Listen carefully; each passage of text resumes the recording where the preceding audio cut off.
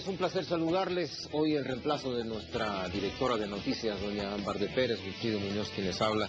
Y créanme que me siento muy satisfecho de hablar de un tema que en estos días se le hace una utilización, en unos casos interesante y en otros casos no también, una utilización muy deshonesta al tema de los derechos humanos.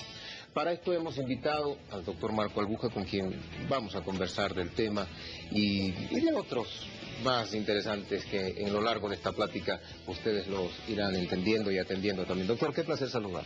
Gracias, Wilfrido. Muy gentil por la invitación. Doctor, el tema de los derechos humanos se habla durante todos los días en diferentes medios de comunicación. Unos atribuyen los derechos humanos a lo que quiere decir el presidente o interpretar, y otros de allí le empiezan a hacer un enredo. Vamos a partir por ello. ¿Qué ocurre? ¿Por qué se habla tanto hoy por hoy de los derechos humanos, no exclusivamente en el Ecuador, sino en algunos de los países de América Latina? Claro. Los derechos humanos ha sido una vivencia que por lo menos en el Ecuador toma fuerza a partir de los años 70, post-dictadura, y ha sido una bandera de lucha de organizaciones sociales, de universidades y de organizaciones no gubernamentales. Pero a estas alturas los derechos humanos no son un discurso, y lastimosamente eso es lo que está pasando en estos días y en este año, básicamente, en el 2013, que ha sido parte del discurso público de entidades, organismos y personajes de la política. Los derechos humanos hay que vivirlos, los derechos humanos hay que sentirlos, hay que defenderlos y hay que desarrollarlos.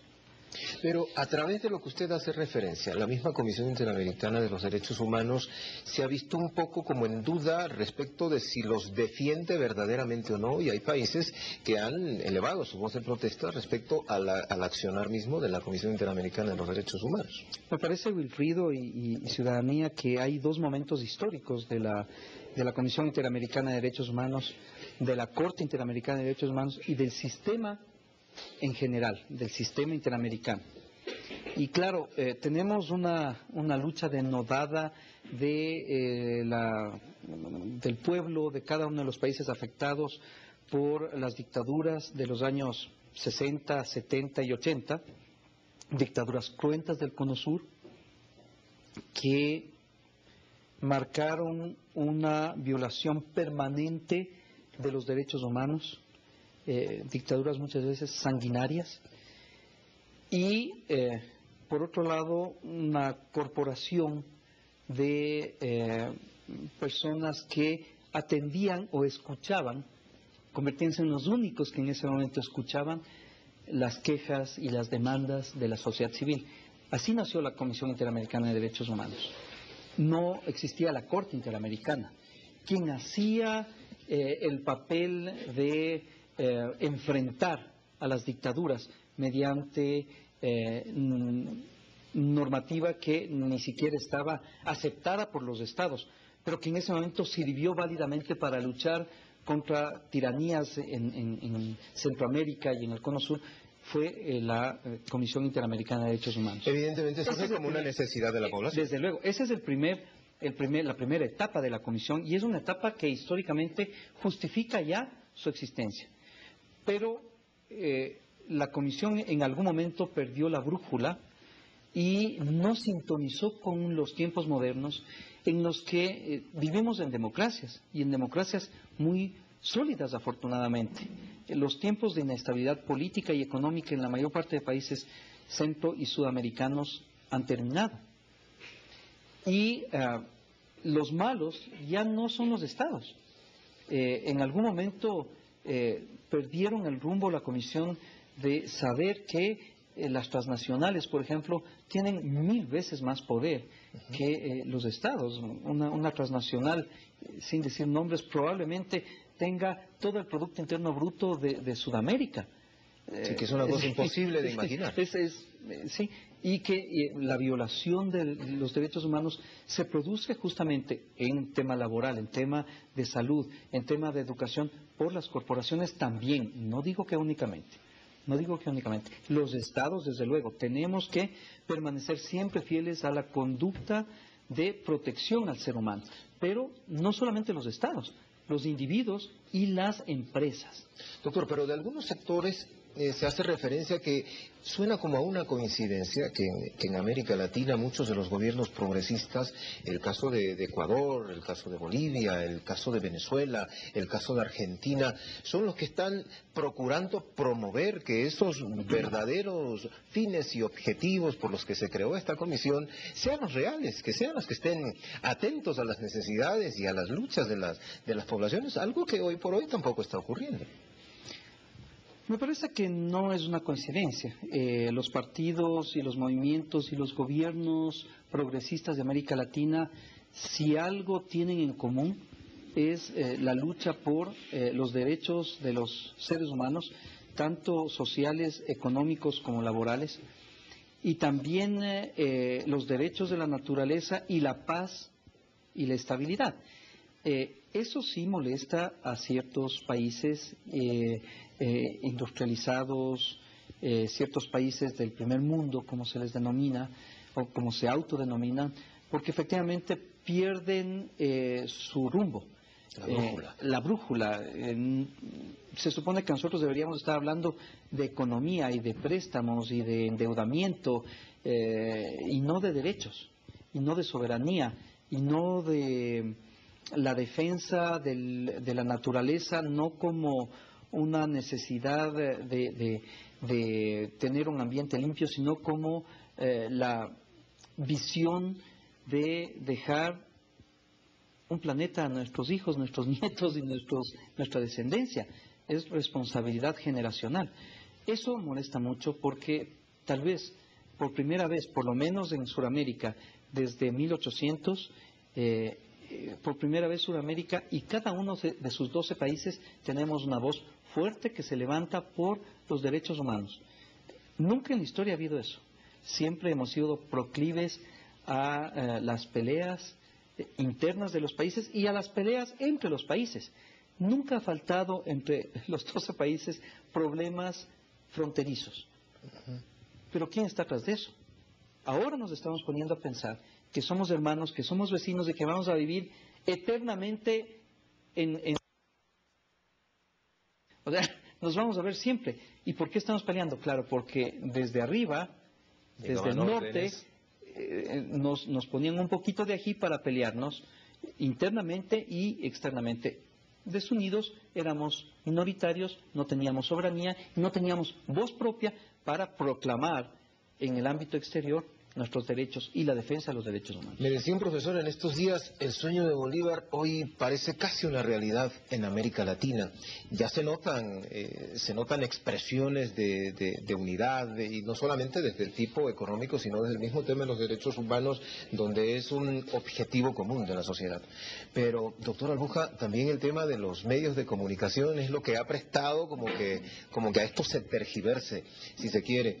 En su momento, la Comisión Interamericana de los Derechos Humanos, y qué pena que lo recalque allí, ha defendido a dueños o a medios de comunicación y no a periodistas amenazados por publicar, por generar una verdad, una noticia fidedigna. No han recibido aquellas medidas cautelares que en otros casos se han recibido medios.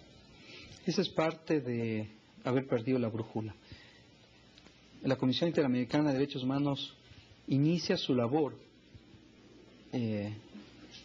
justamente defendiendo la vida. Así de simple.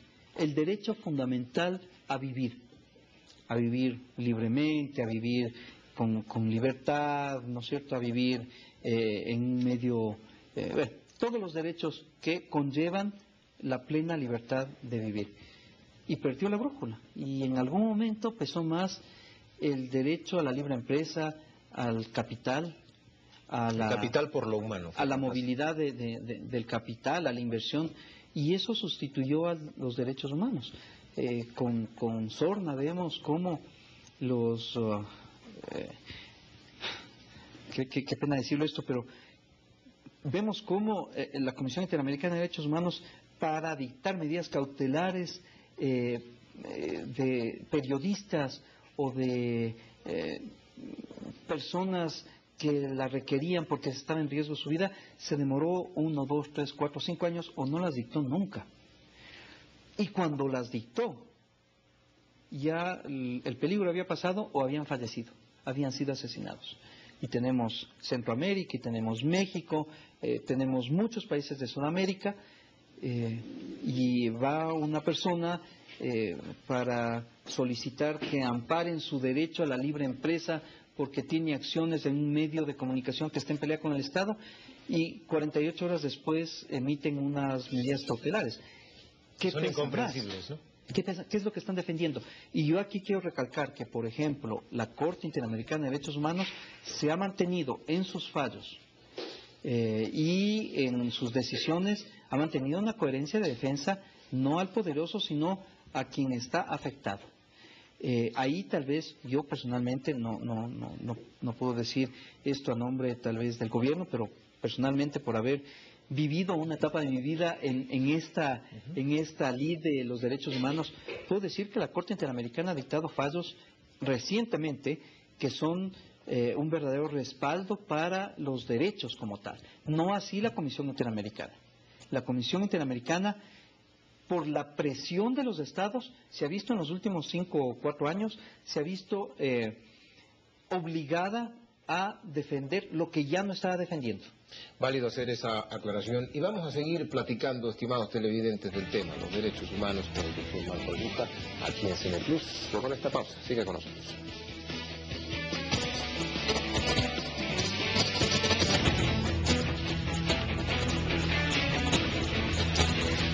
Al cierre.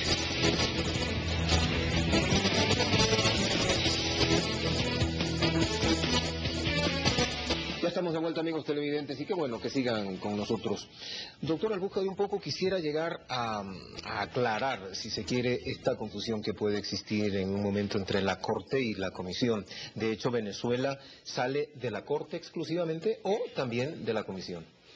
La República Bolivariana de Venezuela sale del Sistema Interamericano de Derechos Humanos, que comprende la Comisión y la Corte. Sale de los dos, o sea, se desprende. Y luego de ello, un poco surge la propuesta del presidente Correa de crear, si se quiere, un ente que vigile a nuestros países en Latinoamérica. La propuesta del Ecuador para UNASUR es una propuesta alternativa y complementaria al Sistema Interamericano de Derechos Humanos. ¿Sí? No es una propuesta que en este momento va a entrar a competir. Es paralela, entonces. Es paralela y es complementaria. ¿Quién hace promoción de los derechos humanos en América? Según el Pacto de San José, que es la esencia de la legalidad del Sistema Interamericano de Derechos Humanos, le corresponde hacerlo a la Comisión Interamericana de Derechos Humanos, así como a la Corte le corresponde juzgar y sentenciar. A la Comisión le corresponde la promoción de los derechos humanos. En este momento la Comisión se ha convertido en una jurisdicción paralela a la Corte y en una especie de fiscalía de los estados. Okay. Nadie hace promoción. La propuesta de UNASUR es crear un organismo que sea complementario y alternativo, como digo, a la Comisión Interamericana de Derechos Humanos y haga esa labor, la labor de promoción de los derechos humanos. ¿Quién se ocupa de los programas de discapacidad? ¿Quién se ocupa de los derechos de las mujeres? Acuden a la Comisión Interamericana cuando esos derechos ya han sido violados, pero ¿quién previene la violación de los derechos humanos de las mujeres, de los niños, de las personas con discapacidad? Nadie. Ese lugar, ese espacio, queremos que lo llene el Centro de Derechos Humanos de UNASUR.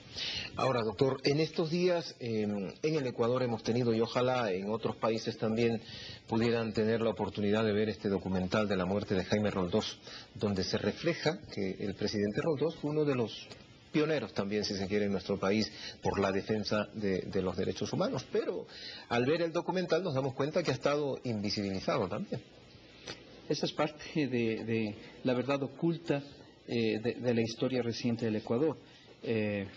Yo creo que desde el año 72 el gobierno revolucionario del presidente general Guillermo Rodríguez Lara, entra en una suerte de nacionalismo planificador, ¿sí? Yo no he visto, revisando los planes de desarrollo, yo no he visto un plan de desarrollo desde el año 72 hasta el año 2007 que se compare con el que hizo el general Rodríguez Lara, pero además con un sentido nacionalista nato. Y él se negó a entrar al Plan Cóndor. Y luego vienen los tumbiros. Y los tumbiros, lastimosamente, caen en la tentación de ingresar en esa élite de países que estaban bajo la égida de Estados Unidos, precautelando el que los países del Cono Sur no entren al comunismo, ¿no? Entre comillas. Entre comillas. No nos olvidemos que tal vez el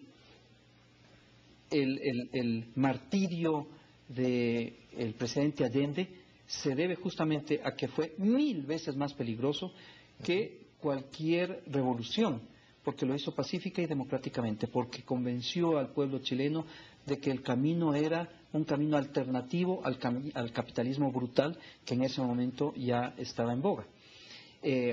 Los tumbiros aquí en el Ecuador adhieren a ese capitalismo, adhieren a las ideas de Estados Unidos, adhieren a las ideas de seguridad nacional. No nos olvidemos de eso.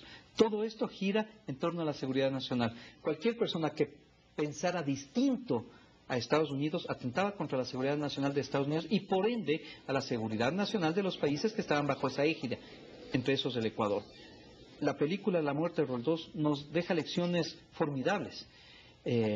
Y una de esas lecciones es la forma como ocultaron la verdad de un ser humano que se convirtió en un momento dado en el adalid de la defensa de la democracia y del pensamiento alternativo, liberal, del pensamiento que marcaba una distancia con la violación permanente de los derechos humanos.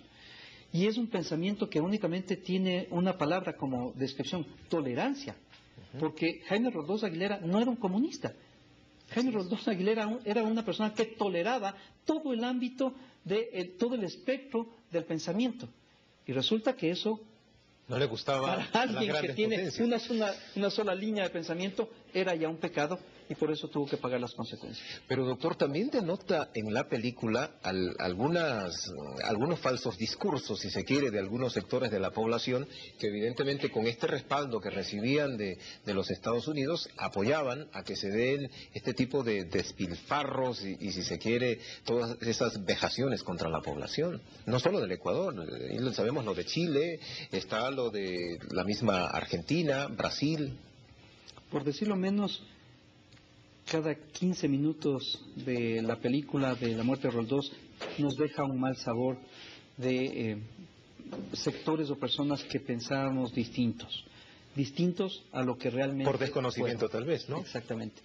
Y creo yo que hay que aprender mucho de la historia, hay que aprender mucho de esa película. Es un abrebocas para investigar. Me parece que la labor de Sarmiento fue esa.